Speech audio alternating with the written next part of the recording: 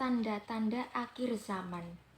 Alkitab menjelaskan adanya tanda-tanda akhir zaman menjelang kedatangan Tuhan Yesus kedua kali. Tanda-tanda ini meliputi tanda-tanda umum seperti yang dinubuatkan dalam Matius 24 ayat 3 sampai 14 maupun tanda-tanda khusus yang dinubuatkan dalam berbagai ayat. Sehubungan dengan pembahasan kedatangan Tuhan Yesus di awan-awan kemuliaan, 1 Tesalonika 4 ayat 16 dan 17, untuk menjemput gerejanya, mempelainya, 2 Korintus 11 ayat 2, kemudian 1 Tesalonika 5 ayat 9, 1 Korintus 15 ayat 51 dan juga 52. Alkitab menjelaskan adanya tanda yang sangat khusus, dan tanda ini identik dengan kondisi pada masa Lot dan Nuh. Matius 24 ayat 37 sampai dengan 38, Lukas 17 ayat 26 sampai dengan 33.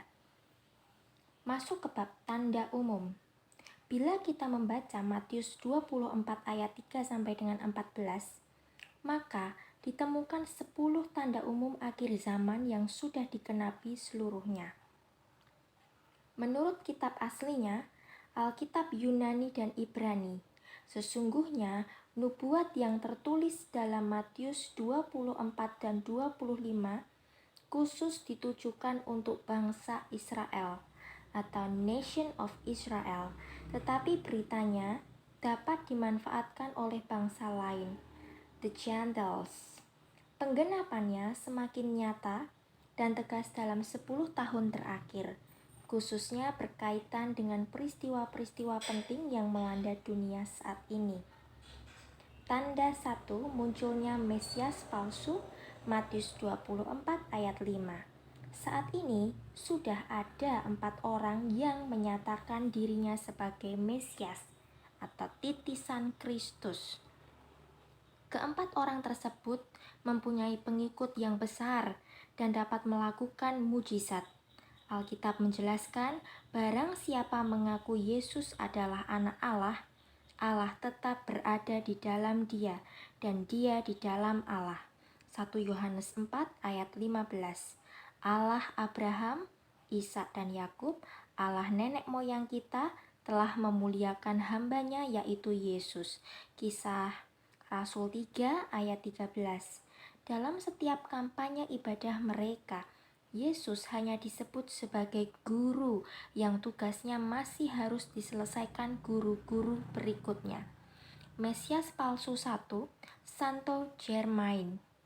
Dia mengajarkan bahwa manusia dapat menjadi Allah dan Kristus bagi dirinya. Mesias palsu 2, Rev Sun Mun Song.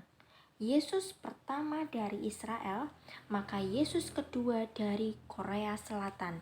Dia seorang pendeta dan konglomerat kaya dan memiliki pengikut kira-kira 5 juta orang.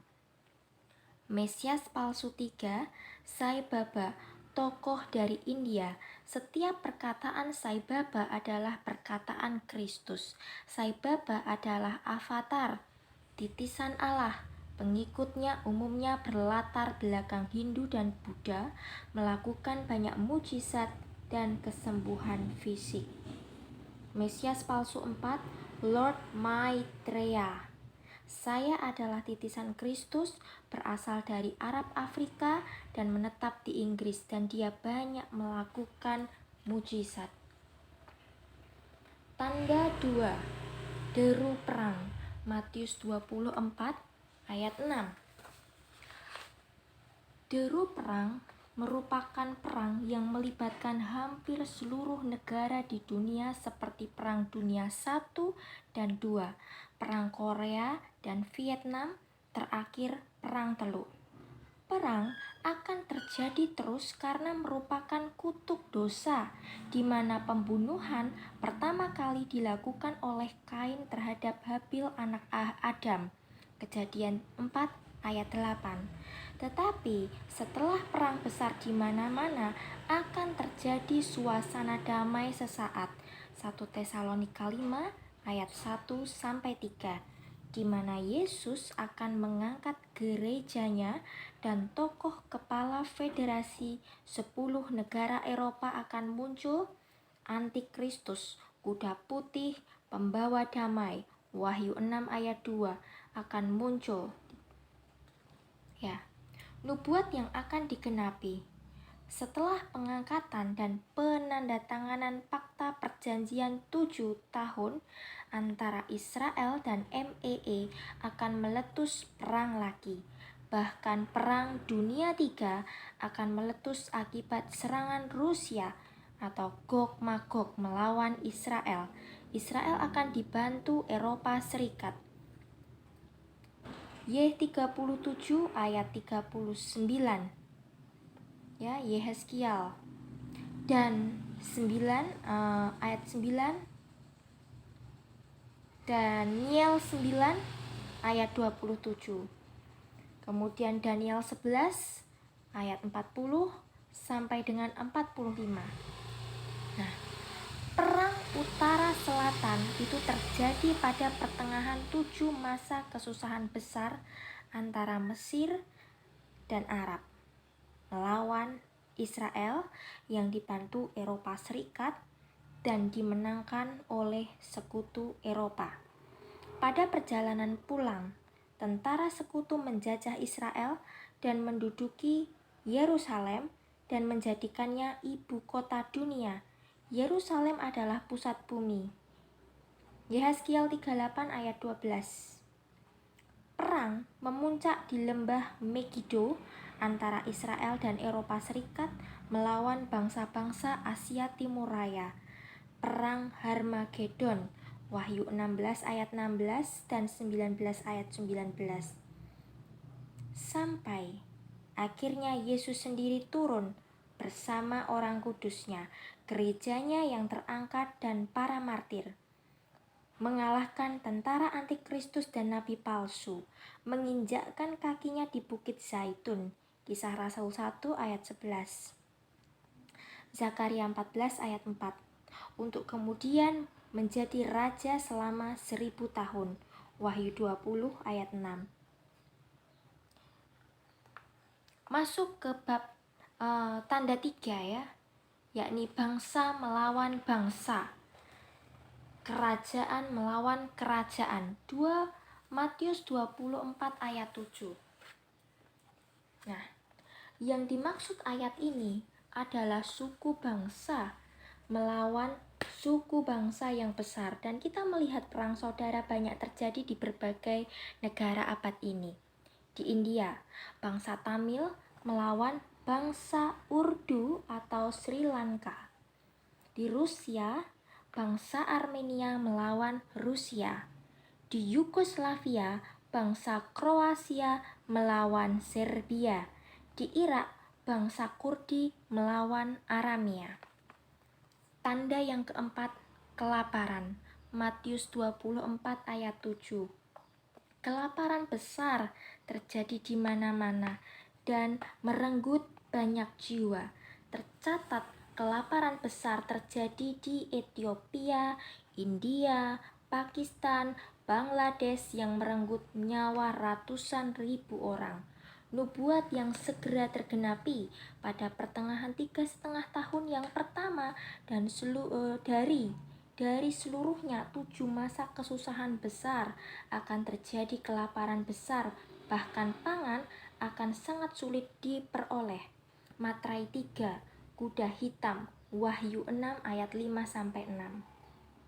Tanda yang kelima, gempa bumi. Matius 24 ayat 7. Gempa bumi besar dapat terjadi akibat tektonik pergeseran kerak bumi maupun vulkanik, yakni letusan gunung berapi. Dalam 20 tahun terakhir tercatat puluhan peristiwa gempa besar yang menelan banyak jiwa seperti di Meksiko, Rusia, Filipina, dan lain sebagainya. Nubuat segera tergenapi. Menjelang pertengahan 7 masa kesusahan akan terjadi gempa bumi yang dahsyat yang mengakibatkan pulau-pulau dan gunung-gunung bergeser dari tempatnya. Meterai 6, Wahyu 6 ayat 12-14. Yang keenam, aniaya karena nama Yesus. Matius 24 ayat 9. Di mana-mana kita mendengar banyak orang dianiaya karena nama Yesus. 2 Timotius 3 ayat 12. Dan aniaya ini terjadi atas izin Tuhan.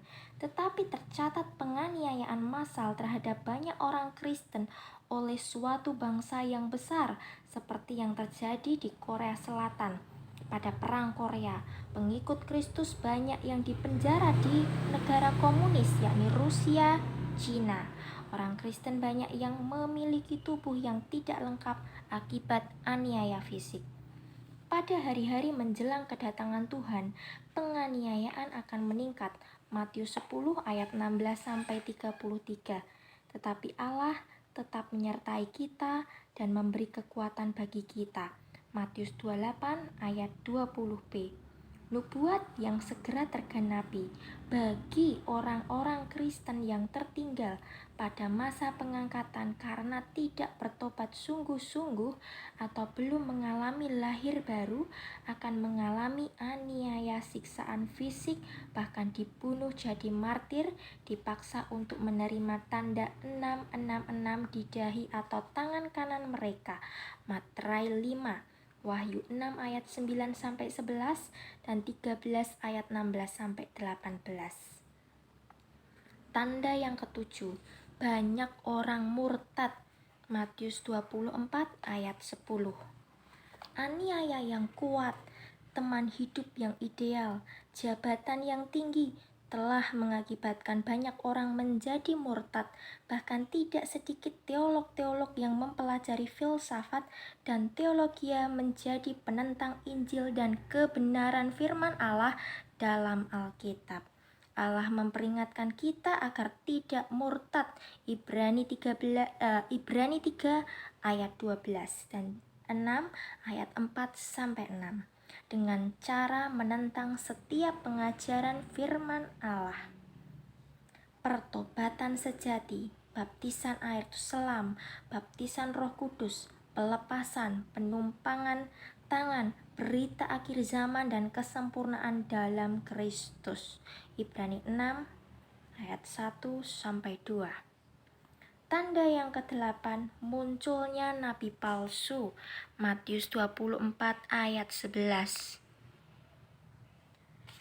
Di dunia saat ini sudah muncul banyak nabi palsu, tetapi yang akan kita bahas adalah nabi palsu yang muncul dari kalangan Kristen.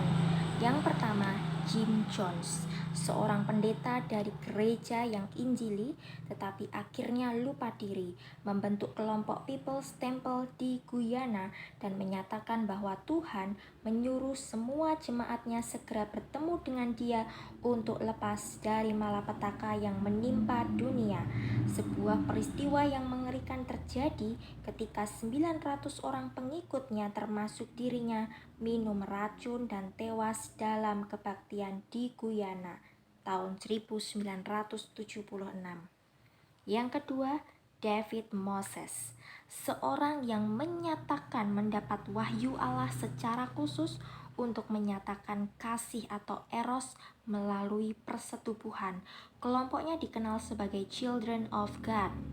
Yang ketiga, Mary Baker Eddy, nabiah atau wanita palsu yang menyatakan bahwa pengendalian berpikir adalah segala-galanya.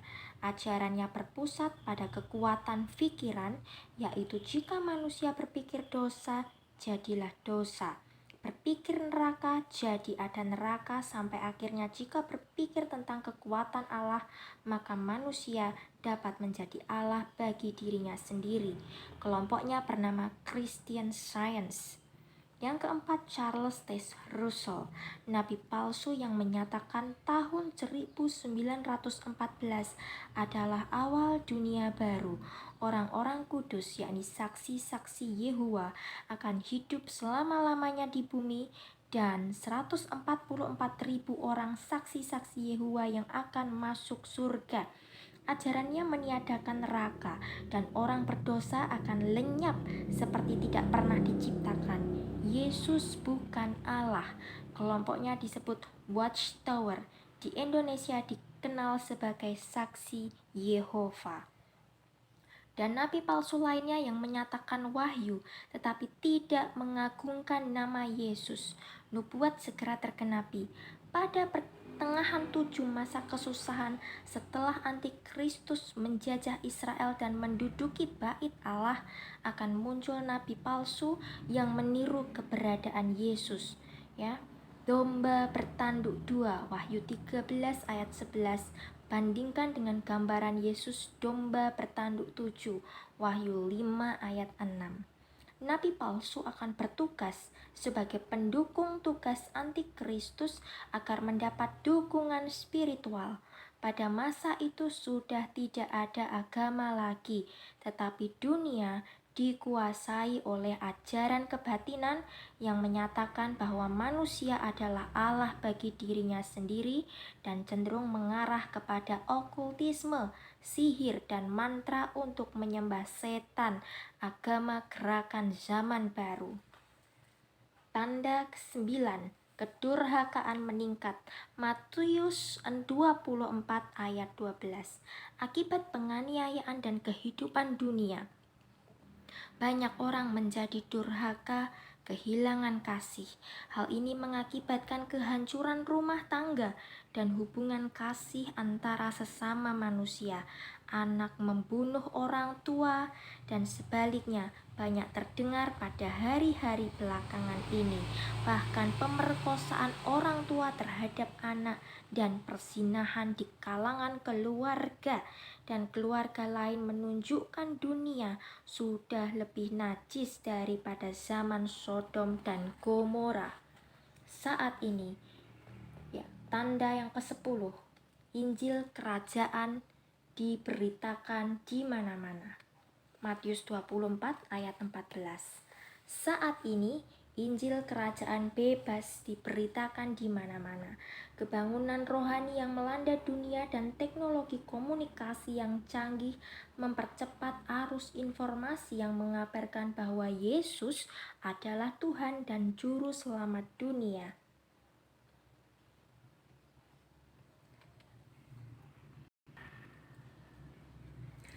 Nubuat segera digenapi. Pada masa kesusahan besar, pemberitaan Injil lebih giat, walaupun dalam kesulitan.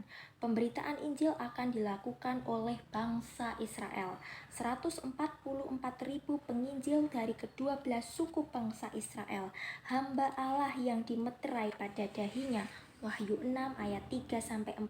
Karena tetap bangsa Israel adalah bangsa pilihan Allah, maka Allah sendiri harus menggenapi firman-Nya, yaitu melalui bangsa ini nama Yesus harus dimasyurkan. Tanda khusus.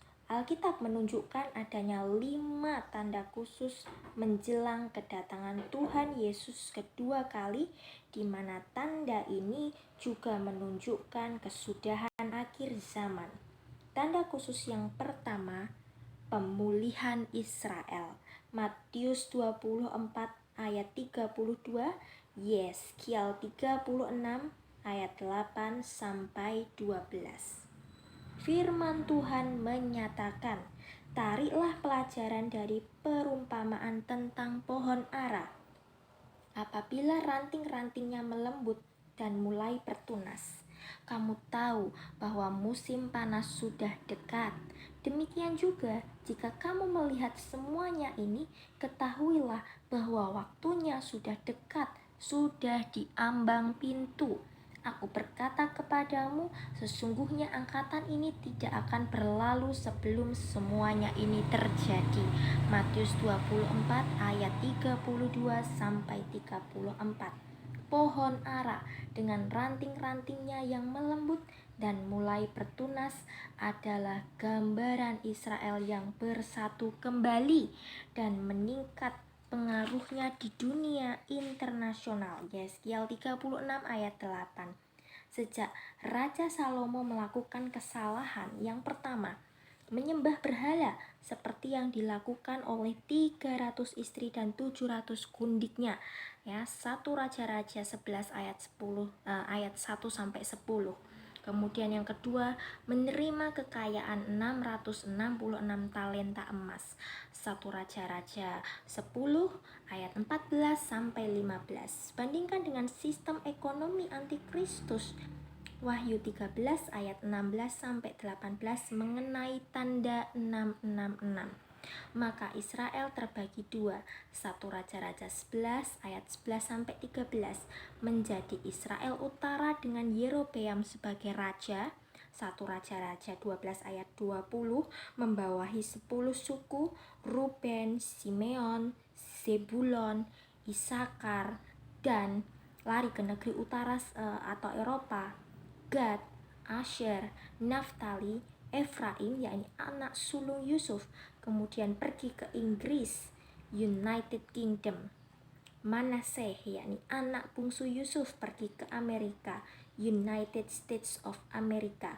Dan Israel Selatan dipimpin Rehabeam, 1 Raja-Raja 12 ayat 1, membawahi suku Yehuda dan Benyamin. Suku Lewi tetap dalam pemeliharaan Allah. Mereka adalah kelompok imam-imam Allah. Ulangan 10 ayat 9, kemudian 33 ayat 10, dan Bilangan 2 ayat 17.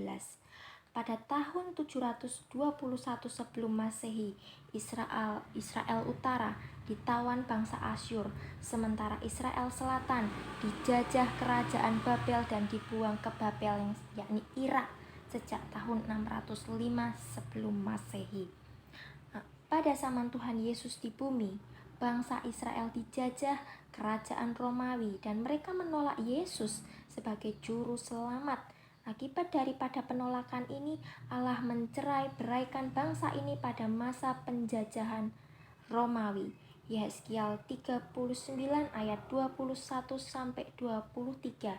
Dan tanah Palestina diduduki kembali oleh bangsa Filistin. Tercerai-berainya seluruh suku bangsa Israel menggambarkan hukuman Allah yang berat, dan bagi orang awam, kita akan melihat bahwa sulit bagi bangsa ini untuk bersatu kembali, apalagi menduduki tanah airnya. Sebagai ilustrasi, pada waktu Indonesia dijajah Belanda, orang Jawa tetap tinggal di Jawa. Demikian juga orang Minahasa tetap di Sulawesi, tidak lari ke Jepang. Orang Batak tetap di Sumatera, tidak lari ke India. Tetapi bangsa Israel terpencar lari ke utara, selatan, barat, dan timur. Mukjizat terbesar yang terjadi pada pertengahan abad 20 ini adalah bersatunya kembali Israel menjadi satu bangsa. 12 Mei 1948, tepat pada saat pohon ara mulai bertunas kembali, sebagai wujud penggenapan firman Allah bahwa Dia sendiri akan memulihkan bangsa ini dan mengumpulkannya dari segala bangsa. Baca Yeskiel 36, 37, 39 ayat 25 sampai 29. Tulang-tulang kering Israel. Yeskiel 37 ayat 11 sudah hidup kembali. Pada tahun 1967, Yerusalem kembali diduduki bangsa Israel dan mereka siap membangun bait Allah. Tanda khusus 2, pemulihan gereja menuju kesempurnaan Kristus.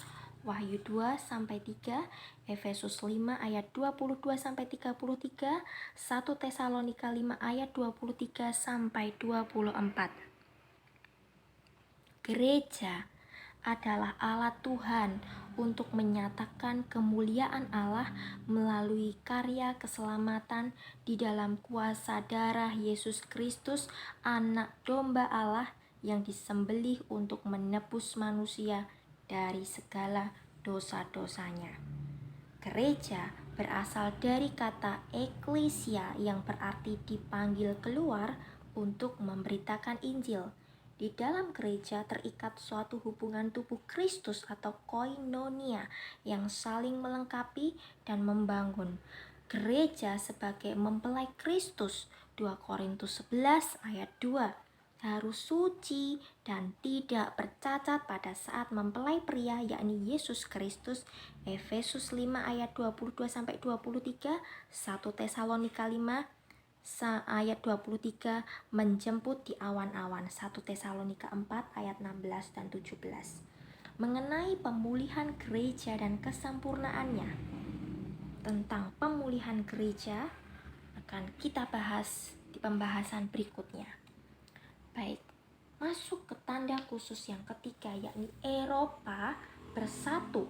Daniel 7 ayat 7-8, Wahyu 13 ayat 1-2. Daniel menubuatkan akan munculnya kerajaan yang merupakan persatuan dari 10 negara atau 10 tanduk, di mana hal ini diperkuat oleh Yohanes melalui penglihatannya di Pulau Patmos. Mujizat terbesar kedua setelah bersatunya Israel dalam abad 20 ini adalah bersatunya Eropa yang merupakan penggenapan nubuat tersebut. Adalah suatu hal yang sulit untuk mempersatukan sekian banyak negara di Eropa dengan berbagai kondisi ideologi, politik, ekonomi, sosial, dan budaya yang berlainan. Tetapi firman Allah harus digenapi supaya dunia tahu bahwa Alkitab adalah firman Allah yang hidup. Haleluya. Tanda khusus yang keempat, agama Babel muncul kembali. Wahyu 17. Yesaya mendapat wahyu khusus tentang Babel dan ideologinya. Yesaya 13, 14 ayat 1-23 yang menggambarkan suatu kerajaan dengan kekuatan Lucifer yakni iblis sebagai pusat. Yehezkiel diberi wahyu mengenai gambaran Lucifer dalam Yehezkiel 28 ayat 1-19, di mana agama Babel mendatang adalah agama yang berinduk pada kesombongan Lucifer yang mau menyamakan diri seperti Allah. Dalam Wahyu 17 digambarkan tentang akan munculnya gereja palsu yang akan bekerja sama dengan Eropa Serikat. Penjelasan mendetail akan kita bahas di video berikutnya. Masuk ke bab tanda khusus yang kelima, gerakan antikristus dinyatakan. 2 Tesalonika 2 ayat 1 sampai dengan 12. Salah satu tanda yang jelas bahwa saat ini adalah waktu terakhir adalah meningkatnya frekuensi dan pengaruh kegiatan antikristus, di mana hal ini merupakan persiapan atau penggenapan Wahyu 13 yang akan terjadi selama 7 tahun masa kesukaran yang secara detail akan kita bahas di bab selanjutnya. Baik, masuk ke bab tanda sangat khusus. Di samping tanda-tanda yang sudah kita bahas, kita melihat ada suatu tanda sangat khusus tentang akhir zaman. Alkitab menjelaskan bahwa masa kedatangan Tuhan Yesus itu sejajar dengan masa kesusahan besar yang akan muncul sebagai bagian dari murka Allah. Kalau kita pelajari Matius 24 ayat 37 sampai 44 dan Lukas 17 ayat 26 sampai 30, 34 sampai 36, hal hari-hari menjelang kedatangan Anak Manusia, yaitu menjelang Yesus Kristus menyatakan dirinya, sama seperti yang terjadi pada zaman Nuh dan Lot. Kalau kita perhatikan Kejadian 6 ayat 5 sampai 8, 7 ayat 6 sampai 21, 18 ayat 20 sampai 19, kemudian ayat 25. Dalam ayat-ayat tersebut itu diceritakan tentang keadaan pada zaman Nuh dan Lot yang menimbulkan murka Allah, yaitu yang pertama, mereka makan dan minum. Kedua, kawin dan mengawinkan. Yang ketiga, membeli dan menjual. Dan yang keempat, menanam dan membangun. Bagaimana dengan kondisi zaman sekarang? Yang pertama, mereka kawin dan mengawinkan, bukan nikah dan menikahkan. Hal ini menunjukkan percabulan, perzinahan meningkat. Pada masa itu, pelacuran, persetubuhan tak wajar, dan pernikahan najis seperti homoseks dan lesbian meningkat. Moralitas sangat menurun dan perkosaan meningkat di mana-mana. Saat ini kondisinya jauh lebih bejat daripada zaman Nuh dan Lot. Saat ini free sex melanda masyarakat umum segala umur.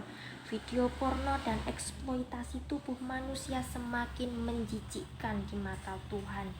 Perkosaan massal, kerasukan setan seks, kedagingan, nafsu birahi yang berlebihan merupakan tanda keruntuhan manusia. Sampai puncaknya hal ini melanda gereja Tuhan, gereja juga. Pendeta homoseks dan lesbian dengan sakramen pemberkatan nikah homoseks dan lesbian menunjukkan pemberontakan manusia terhadap kebenaran firman Allah. Dahulu orang membicarakan apalagi melakukan perbuatan cabul sangat malu dan tersisih dari masyarakat, tetapi sekarang mereka bebas melakukannya tanpa merasa bersalah. Bahkan orang yang melihat dan menegur orang-orang yang melakukan percabulan yang menjadi malu. Yang kedua, mereka makan dan minum adalah gambaran kehidupan berfoya-foya. Kehidupan pesta pora yang cenderung materialisme dan memuaskan nafsu daging selalu diakhiri dengan pesta mabuk dan perkelahian yang menjurus kepada pembunuhan. Dan yang ketiga, membeli dan menjual adalah gambaran perdagangan yang licik dan penuh tipu muslihat untuk mengeruk keuntungan besar tanpa bersusah payah, bahkan bila perlu menghabisi nyawa saingannya. Kelompok-kelompok mafia perdagangan yang merajalela di dunia ini menggambarkan sistem perdagangan yang sangat kotor dibandingkan pada masa Sodom dan Gomora.